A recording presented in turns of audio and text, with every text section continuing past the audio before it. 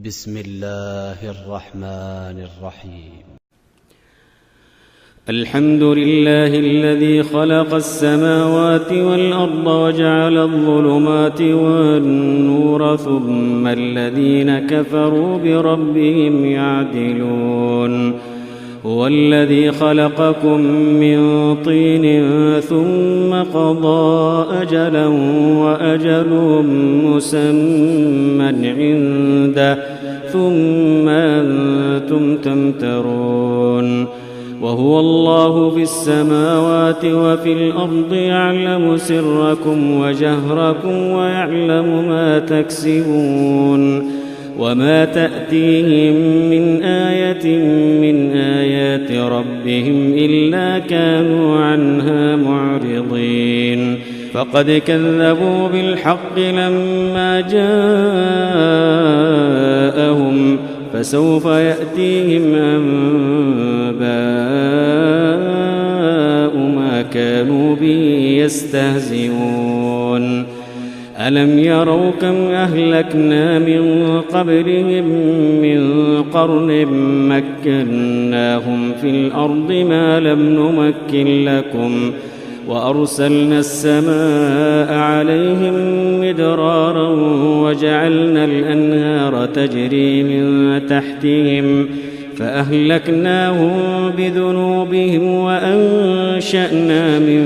بعدهم قرنا آخرين. ولو نزلنا عليك كتابا في قرطاس فلمسوه بأيديهم لقال الذين كفروا إن هذا إلا سحر مبين.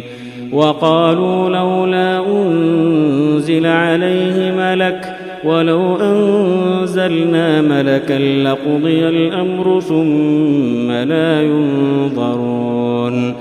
ولو جعلناه ملكا لجعلناه رجلا وللبسنا عليهم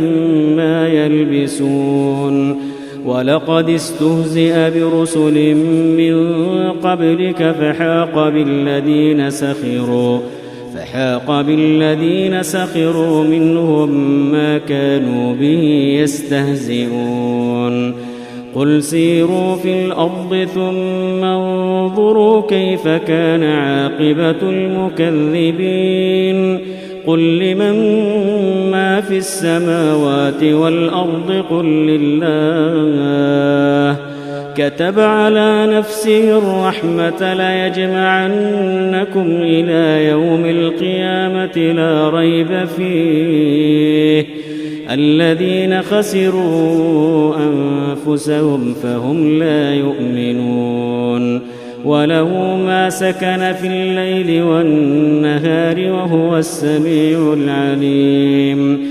قل أغير الله أتخذ وليا فاطر السماوات والأرض وهو يطعم ولا يطعم. قل إني أمرت أن أكون أول من أسلم ولا تكونن من المشركين. قل إني أخاف إن عصيت ربي عذاب يوم عظيم. من يصرف عنه يومئذ فقد رحمه وذلك الفوز المبين. وإن يمسسك الله بضر فلا كاشف له إلا هو وإن يمسسك بخير فهو على كل شيء قدير. وهو القاهر فوق عباده وهو الحكيم الخبير. قل أي شيء أكبر شهادة قل الله شهيد بيني وبينكم وأوحي إلي هذا القرآن لأنذركم به ومن بلغ. أئنكم لتشهدون أن مع الله آلهة أخرى قل لا أشهد قل إنما هو إله واحد وإنني بريء مما تشركون الذين آتيناهم الكتاب يعرفونه كما يعرفون أبناءهم الذين خسروا أنفسهم فهم لا يؤمنون ومن أظلم ممن افترى على الله كذبا أو كذب بآياته إنه لا يفلح الظالمون ويوم نحشرهم جميعا ثم نقول للذين أشركوا أين شركاؤكم الذين كنتم تزعمون ثم لم تكن فتنتهم إلا أن قالوا والله ربنا ما كنا مشركين انظر كيف كذبوا على أنفسهم وضل عنهم ما كانوا يفترون ومنهم من يستمع إليك وجعلنا على قلوبهم أكنة أن يفقهوه وفي آذانهم وقرا وإن يروا كل آية لا يؤمنوا بها حتى إذا جاءوك يجادلونك يقول الذين كفروا إن هذا إلا أساطير الأولين وهم ينهون عنه وينأون عنه وإن يهلكون إلا أنفسهم وما يشعرون ولو ترى إذ وقفوا على النار فقالوا يا ليتنا نرد ولا نكذب بآيات ربنا ونكون من المؤمنين بل بدا لهم ما كانوا يخفون من قبل ولو ردوا لعادوا لما نهوا عنه وإنهم لكاذبون وقالوا إن هي إلا حياتنا الدنيا وما نحن بمبعوثين ولو ترى إذ وقفوا على ربهم قال أليس هذا بالحق قالوا بلى وربنا قال فذوقوا العذاب بما كنتم تكفرون قد خسر الذين كذبوا بلقاء الله حتى إذا جاءتهم الساعة بغتة قالوا يا حسرتنا على ما فرطنا فيها وهم يحملون أوزارهم على ظهورهم ألا ساء ما يزرون وما الحياة الدنيا إلا لعب وله وللدار الآخرة خير للذين يتقون فلا تعقلون قد نعلم إنه ليحزنك الذي يقولون فإنهم لا يكذبونك ولكن الظالمين بآيات الله يجحدون ولقد كذبت رسل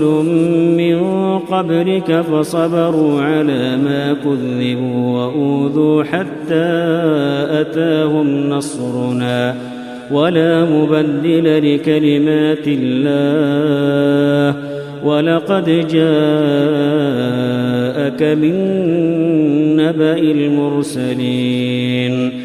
وإن كان كبر عليك إعراضهم فإن استطعت أن تبتغي نفقا في الأرض فإن استطعت أن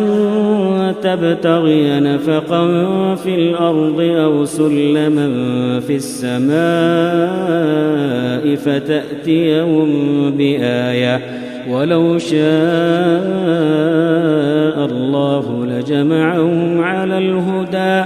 فلا تكونن من الجاهلين إنما يستجيب الذين يسمعون والموتى يبعثهم الله ثم إليه يرجعون وقالوا لولا نزل عليه آية من ربه قل إن الله قادر على أن ينزل آية ولكن أكثرهم لا يعلمون وما من دابة في الأرض ولا طائر يطير بجناحيه إلا أمثالكم ما فرطنا في الكتاب من شيء ثم إلى ربهم يحشرون والذين كذبوا بآياتنا صم وبكم في الظلمات من يشاء الله يضلله ومن يشاء يجعله على صراط مستقيم قل أرأيتكم إن أتاكم عذاب الله أو أتتكم الساعة أغير الله تدعون إن كنتم صادقين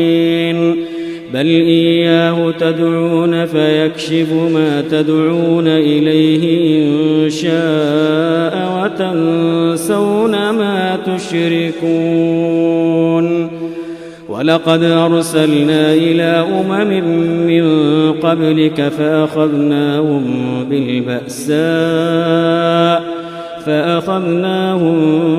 بالبأساء والضراء لعلهم يتضرعون فلولا إذ جاءهم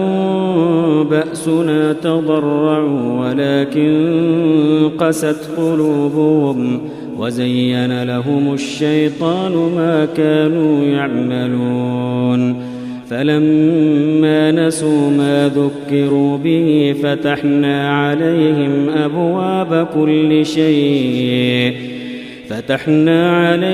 أبواب كل شيء حتى إذا فرحوا بما أوتوا أخذناهم بغتة فإذا هم مبلسون فقطع دابر القوم الذين ظلموا والحمد لله رب العالمين قل أرأيتم إن أخذ الله سمعكم وأبصاركم وختم على قلوبكم من إله غير الله يأتيكم به انظر كيف نصرف الآيات ثم هم يصدفون قل أرأيتكم إن أتاكم عذاب الله بغتة أو جهرة هل يهلك إلا القوم الظالمون وما نرسل المرسلين إلا مبشرين ومنذرين فمن آمن وأصلح فلا خوف عليهم ولا هم يحزنون والذين كذبوا بآياتنا يمسهم العذاب بما كانوا يفسقون قل لا أقول لكم عندي خزائن الله ولا أعلم الغيب ولا أقول لكم إني ملك إن أتبع إلا ما يوحى إلي قل هل يستوي الأعمى والبصير أفلا تتفكرون وأنذر به الذين يخافون أن يحشروا إلى ربهم ليس لهم من دونه ولي ولا شفيع لعلهم يتقون ولا تطرد الذين يدعون ربهم بالغداة والعشي يريدون وجهه ما عليك من حسابهم من شيء وما من حسابك عليهم من شيء فتطردهم فتكون من الظالمين وكذلك فتنا بعضهم ببعض ليقولوا أهؤلاء من الله عليهم من بيننا أليس الله بأعلم بالشاكرين وإذا جاءك الذين يؤمنون بآياتنا فقل سلام عليكم كتب ربكم على نفسه الرحمة أنه من عمل منكم سوءا بجهالة ثم تاب من بعده وأصلح فأنه غفور رحيم وكذلك نفصل الآيات ولتستبين سبيل المجرمين قل إني نهيت أن أعبد الذين تدعون من دون الله قل لا أتبع أهواءكم قد ضللت إذا وما أنا من المهتدين قل إني على بينة من ربي وكذبتم به ما عندي ما تستعجلون به إن الحكم إلا لله يقص الحق وهو خير الفاصلين قل لو أن عندي ما تستعجلون به لقضي الأمر بيني وبينكم والله أعلم بالظالمين وعنده مفاتح الغيب لا يعلمها إلا هو ويعلم ما في البر والبحر وما تسقط من ورقة إلا يعلمها ولا حبة في ظلمات الأرض ولا رطب ولا يابس إلا في كتاب مبين وهو الذي يتوفاكم بالليل ويعلم ما جرحتم بالنهار ثم يبعثكم فيه ليقضى أجل مسمى ثم إليه مرجعكم ثم ينبئكم بما كنتم تعملون وهو القاهر فوق عباده ويرسل عليكم حفظة حتى إذا جاء أحدكم الموت توفته رسلنا وهم لا يفرطون ثم ردوا إلى الله مولاهم الحق ألا له الحكم وهو أسرع الحاسبين قل من ينجيكم من ظلمات البر والبحر تدعونه تضرعا وخفية لئن أنجانا من هذه لنكونن من الشاكرين قل الله ينجيكم منها ومن كل كرب ثم أنتم تشركون قل هو القادر على أن يبعث عليكم عذابا من فوقكم أو من تحت أرجلكم أو يلبسكم شيعا ويذيق بعضكم بأس بعض. انظر كيف نصرف الآيات لعلهم يفقهون. وكذب به قومك وهو الحق قل لست عليكم بوكيل لكل نبأ مستقر وسوف تعلمون.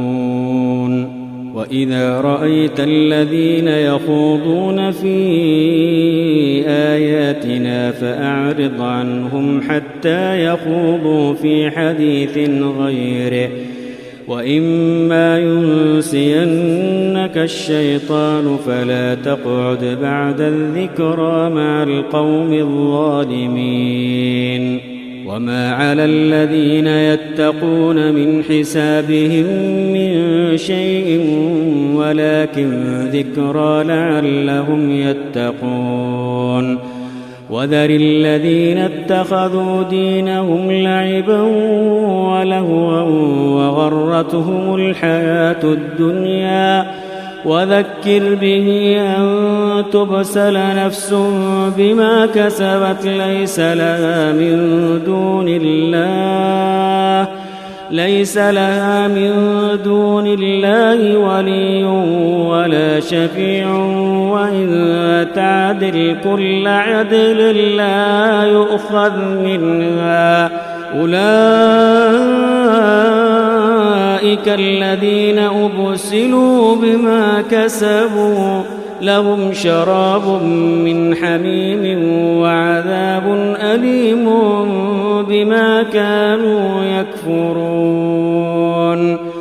قل أندعو من دون الله ما لا ينفعنا ولا يضرنا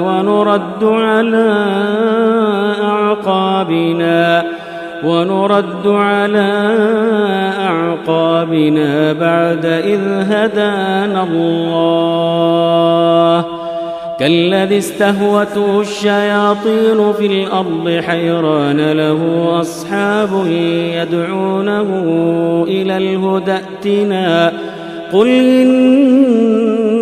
هدى الله هو الهدى وأمرنا لنسلم لرب العالمين وأن أقيموا الصلاة واتقوه وهو الذي إليه تحشرون. وهو الذي خلق السماوات والأرض بالحق ويوم يقول كن فيكون قوله الحق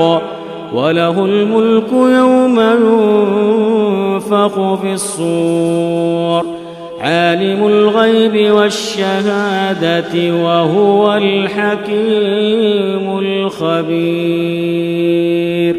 وإذ قال إبراهيم لأبيه آزر أتتخذ أصناما آلهة إني أراك وقومك في ضلال مبين. وكذلك نري إبراهيم ملكوت السماوات والأرض وليكون من الموقنين. فلما جن عليه الليل رأى كوكبا قال هذا ربي فلما أفل قال لا أحب الآفلين. فلما رأى القمر بازغا قال هذا ربي فلما أفل قال لئن لم يهدني ربي لأكونن من القوم الضالين. فلما رأى الشمس بازغة قال هذا ربي هذا أكبر. فلما أفلت قال يا قوم إني بريء مما تشركون إني وجهت وجهي للذي فطر السماوات والأرض حنيفا وما أنا من المشركين. وحاجه قومه قال أتحاجوني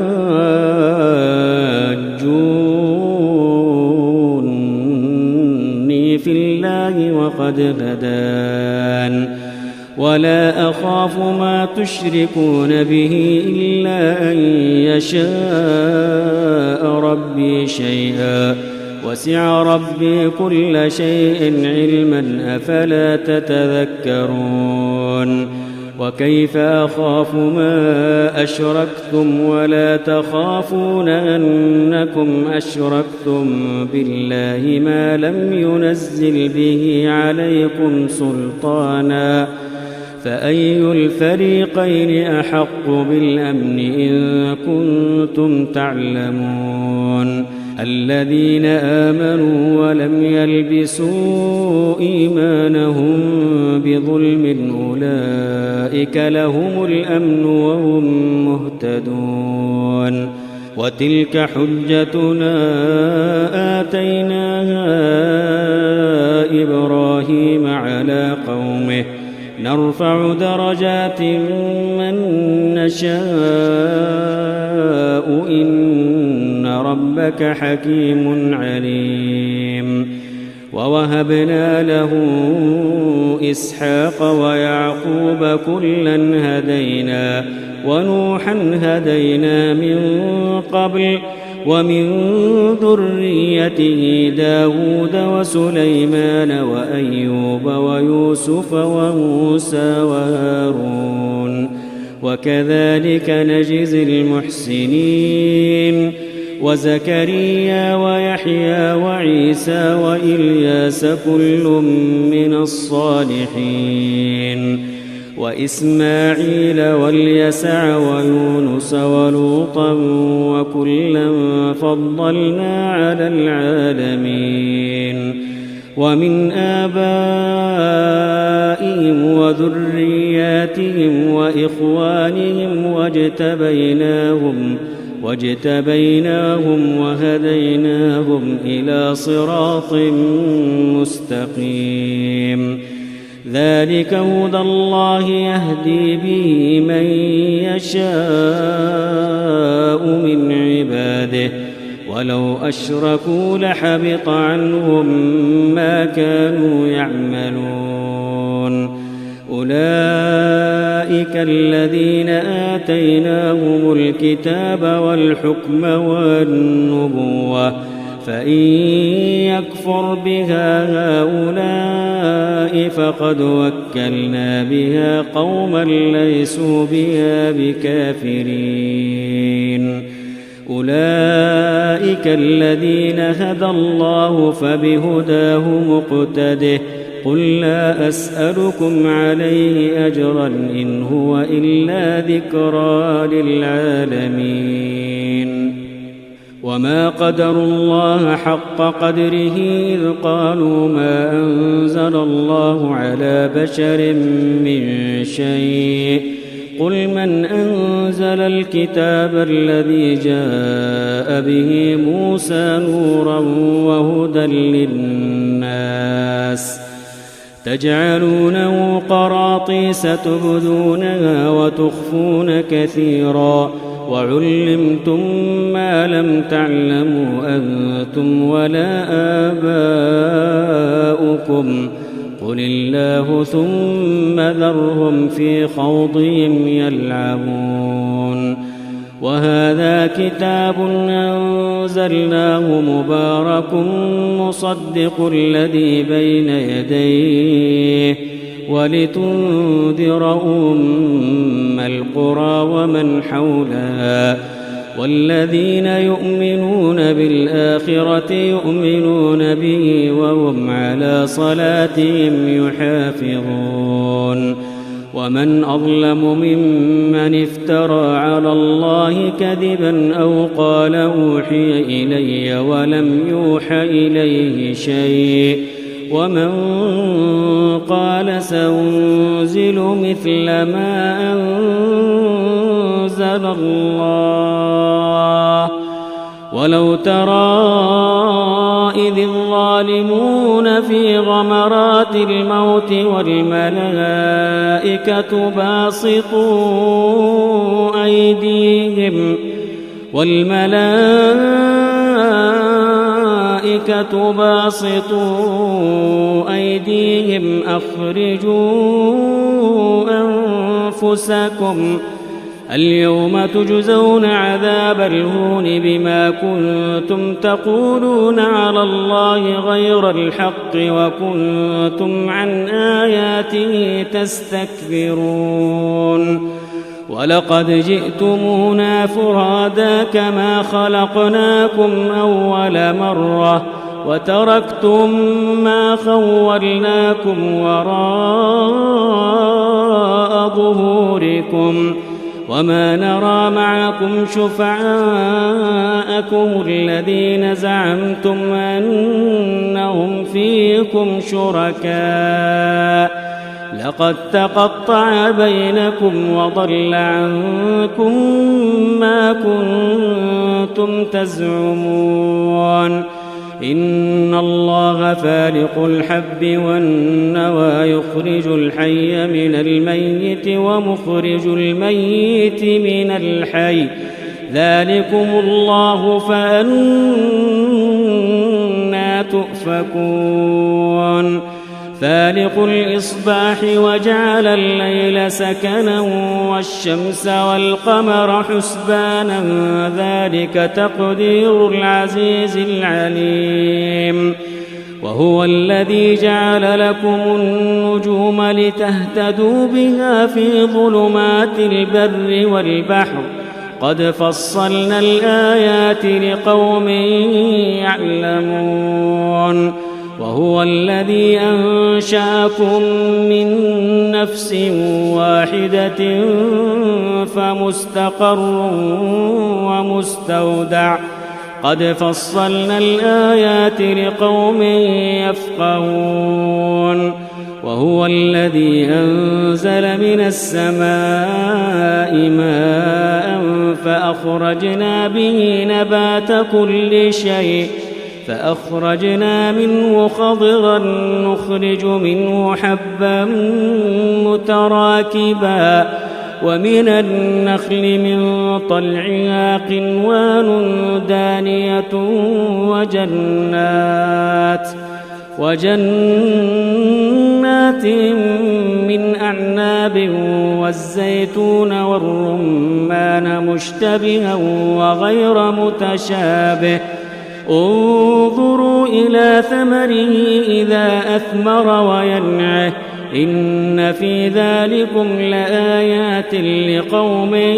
يؤمنون وجعلوا لله شركاء الجن وخلقهم وخرقوا له بنين وبنات بغير علم سبحانه وتعالى عما يصفون بديع السماوات والأرض أنى يكون له ولد ولم تكن له صاحبة وخلق كل شيء وهو بكل شيء عليم ذلكم الله ربكم لا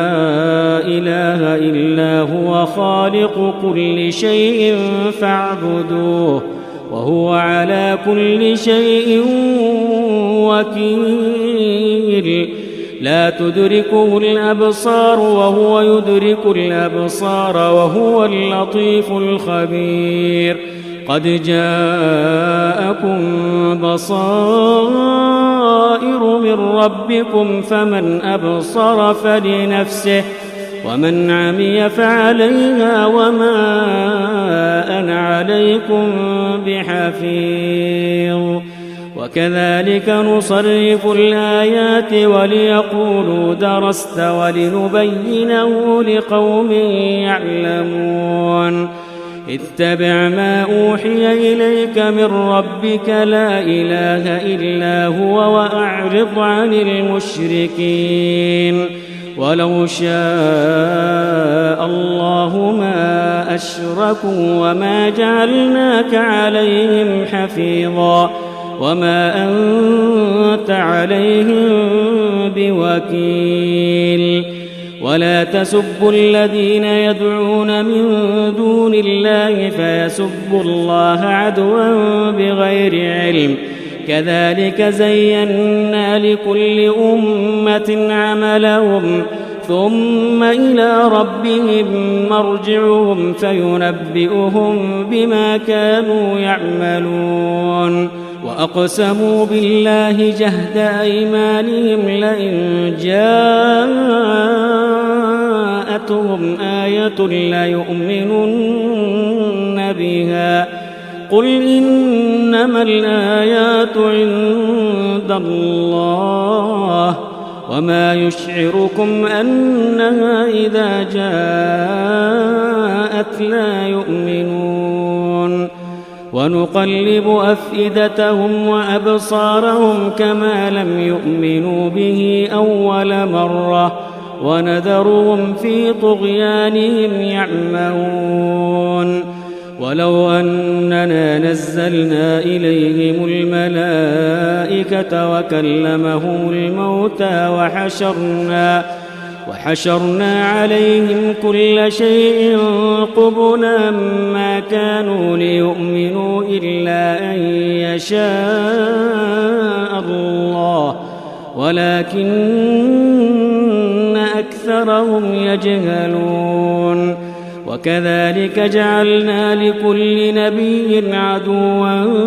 شياطين الإنس والجن يوحي بعضهم إلى بعض زخرف القول غرورا ولو شاء ربك ما فعلوه فذرهم وما يفترون ولتصغى إليه أفئدة الذين لا يؤمنون بالآخرة وليرضوه وليقترفوا ما هم مقترفون أفغير الله أبتغي حكما وهو الذي أنزل إليكم الكتاب مفصلا والذين آتيناهم الكتاب يعلمون أنه منزل من ربك بالحق فلا تكونن من الممترين وتمت كلمة ربك صدقا وعدلا لا مبدل لكلماته وهو السميع العليم وإن تطع أكثر من في الأرض يضلوك عن سبيل الله إن يتبعون إلا الظن وإن هم إلا يخرصون إن ربك هو أعلم من يضل عن سبيله وهو أعلم بالمهتدين فكلوا مما ذكر اسم الله عليه إن كنتم بآياته مؤمنين وما لكم ألا تأكلوا مما ذكر اسم الله عليه وقد فصل لكم ما حرم عليكم إلا ما اضطررتم إليه وإن كثيرا ليضلون بأهوائهم بغير علم إن ربك هو أعلم بالمهتدين وذروا ظاهر الإثم وباطنه إن الذين يكسبون الإثم سيجزون بما كانوا يقترفون ولا تأكلوا مما لم يذكر اسم الله عليه وإنه لفسق وإن الشياطين ليوحون إلى أوليائهم ليجادلوكم وإن أطعتموهم إنكم لمشركون أومن كان ميتا فأحييناه وجعلنا له نورا يمشي به في الناس كمن مثله في الظلمات ليس بخارج منها كذلك زين للكافرين ما كانوا يعملون وكذلك جعلنا في كل قرية أكابر مجرميها ليمكروا فيها وما يمكرون إلا بأنفسهم وما يشعرون وإذا جاءتهم آية قالوا لن نؤمن حتى نؤتى مثل ما أوتي رسل الله أعلم حيث يجعل رسالته سيصيب الذين أجرموا صغار عند الله وعذاب شديد بما كانوا يمكرون فمن يرد الله أن يهديه يشرح صدره للإسلام ومن يرد أن يضله يجعل صدره ضيقا حرجا كأنما يصعد في السماء كذلك يجعل الله الرجس على الذين لا يؤمنون وهذا صراط ربك مستقيما قد فصلنا الآيات لقوم يذكرون لهم دار السلام عند ربهم وهو وليهم بما كانوا يعملون ويوم يحشرهم جميعا يا معشر الجن قد استكثرتم من الإنس وقال أولياؤهم من الإنس ربنا استمتع بعضنا ببعض وبلغنا أجلنا الذي أجلت لنا قال النار مثواكم خالدين فيها إلا ما شاء الله إن ربك حكيم عليم وكذلك نولي بعض الظالمين بعضا بما كانوا يكسبون يا معشر الجن والإنس ألم يأتكم رسل منكم يقصون عليكم آياتي وينذرونكم لقاء يومكم هذا قالوا شهدنا على أنفسنا وغرتهم الحياة الدنيا وشهدوا على أنفسهم أنهم كانوا كافرين ذلك أن لم يكن ربك مهلك القرى بظلم وأهلها غافلون ولكل درجات مما عملوا وما ربك بغافل عما يعملون وربك الغني ذو الرحمة إن يشأ يذهبكم ويستخلف من بعدكم ما يشاء كما أنشأكم من ذرية قوم آخرين إنما توعدون لآت وما أنتم بمعجزين قل يا قوم اعملوا على مكانتكم إني عامل فسوف تعلمون من تكون له عاقبة الدار إنه لا يفلح الظالمون وجعلوا لله مما ذرأ من الحرث والأنعام نصيبا فقالوا هذا لله بزعمهم وهذا لشركائنا فما كان لشركائهم فلا يصل إلى الله وما كان لله فهو يصل إلى شركائهم ساء ما يحكمون وكذلك زين لكثير من المشركين قتل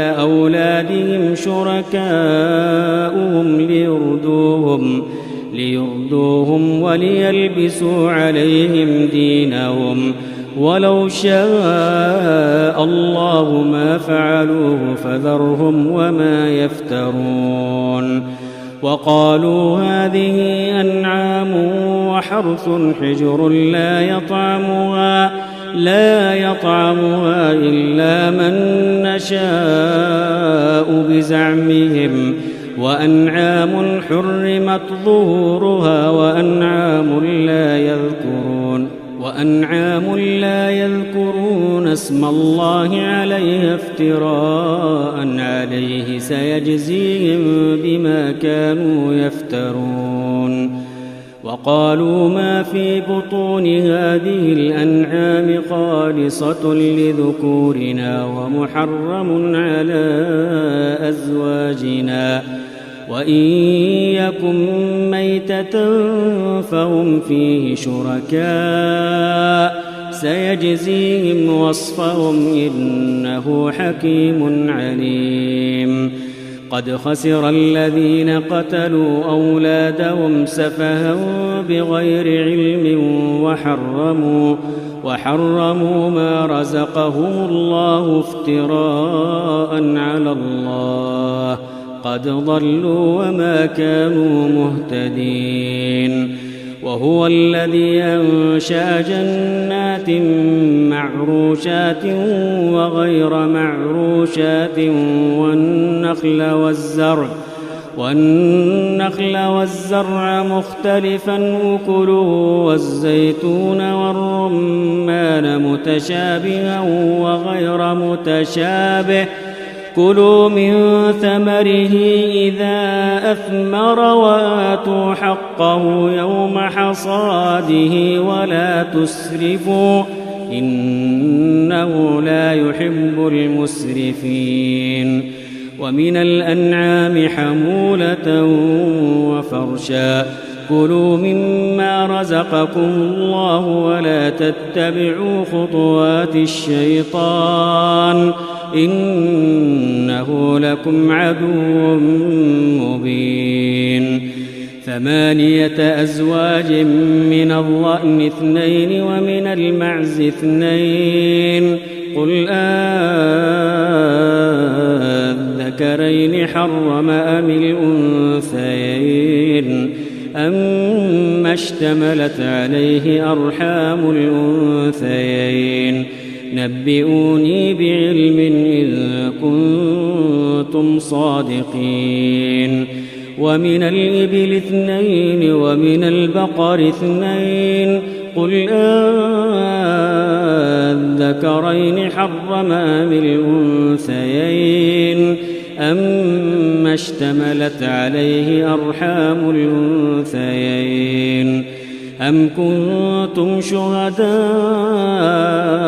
إذ وصاكم الله بهذا فمن أظلم ممن افترى على الله كذبا ليضل الناس بغير علم إن الله لا يهدي القوم الظالمين قل لا أجد فيما أوحي إلي محرما على طاعم يطعمه إلا أن يكون ميتة أو دما مسفوحا أو لحم خنزير فإنه رجس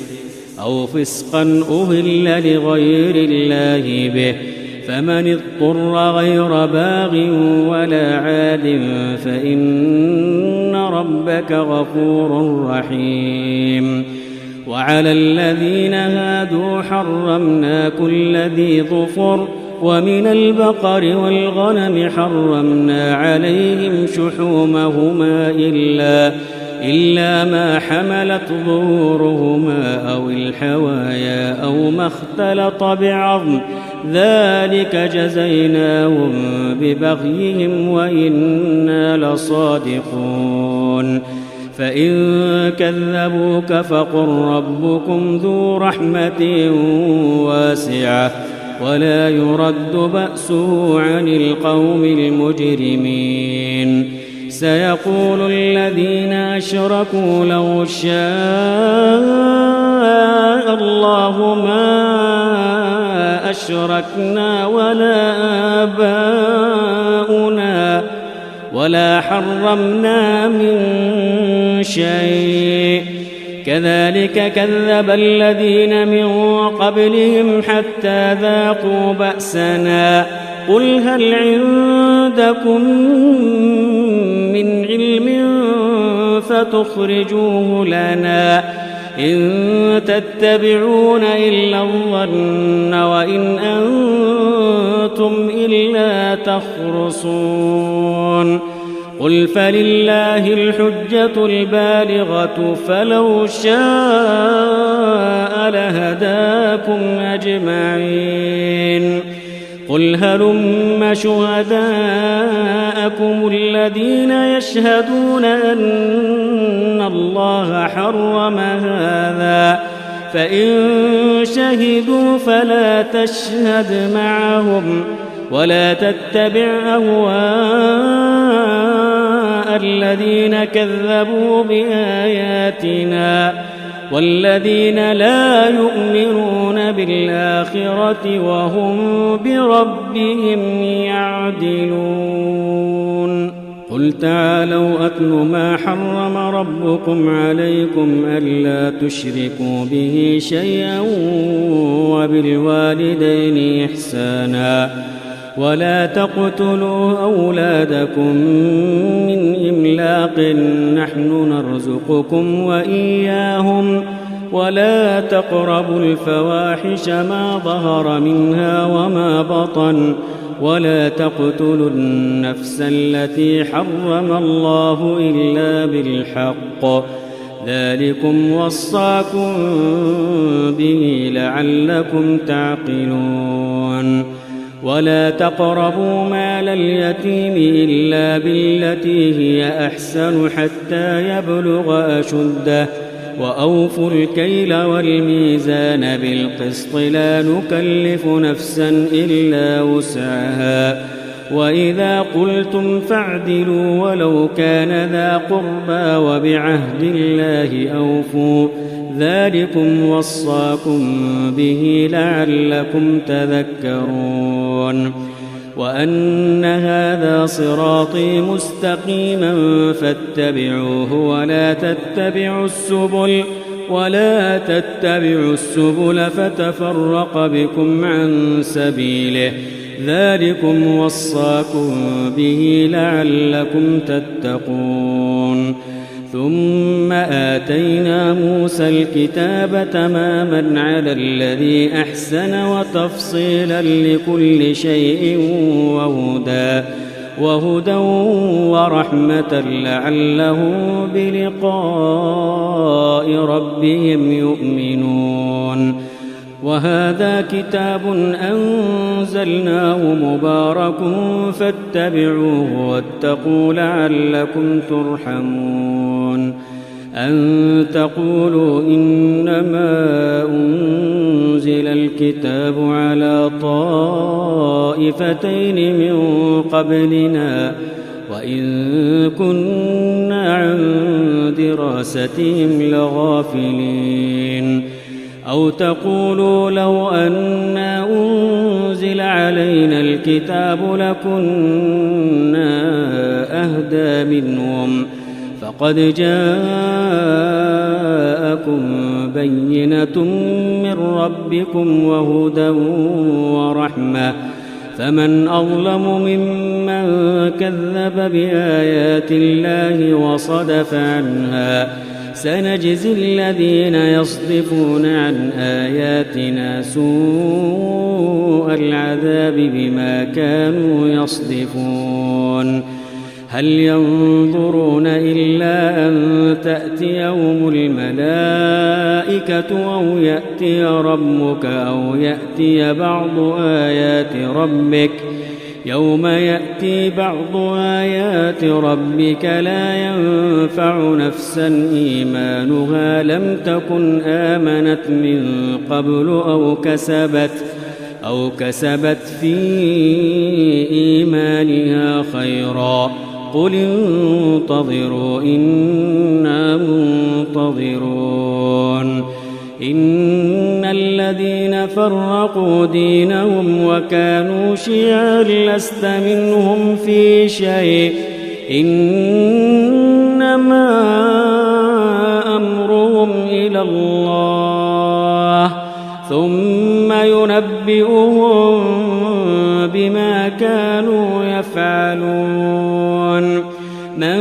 جاء بالحسنة فله 10 أمثالها ومن جاء بالسيئة فلا يجزى إلا مثلها وهم لا يظلمون قل إنني هداني ربي إلى صراط مستقيم دينا قيما ملة إبراهيم حنيفا وما كان من المشركين قل إن صلاتي ونسكي ومحياي ومماتي لله رب العالمين لا شريك له وبذلك أمرت وأنا أول المسلمين قل أغير الله أبغي ربا وهو رب كل شيء ولا تكسب كل نفس إلا عليها ولا تزر وازرة وزر أخرى ثم إلى ربكم مرجعكم فينبئكم بما كنتم فيه تختلفون وهو الذي جعلكم خلائف الأرض ورفع بعضكم فوق بعض درجات ليبلوكم فيما آتاكم إن ربك سريع العقاب وإنه لغفور رحيم